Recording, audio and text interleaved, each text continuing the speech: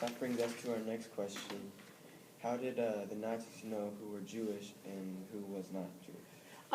It was really very easy for them because they went through all the records. People had to register. It's a whole different thing than in our country, although we're getting a little bit more that way nowadays with, you needed to have identity cards. You needed to have, and there were between every country, you couldn't go from Austria to Germany, which wasn't that far apart, without going through a border at that time. And when to go through the border, you needed an identity card, and the identity cards told a lot of things about you. They got lists from the synagogues.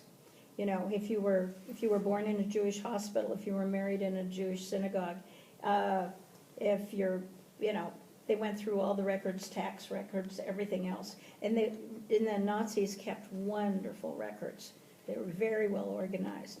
When I had the Red Cross Tracing Service find out what exactly happened to all my relatives, my grandparents and my aunts and uncles, and they were able to tell me the exact day that each of them was deported and to which concentration camp they were deported to. That's how good their records were.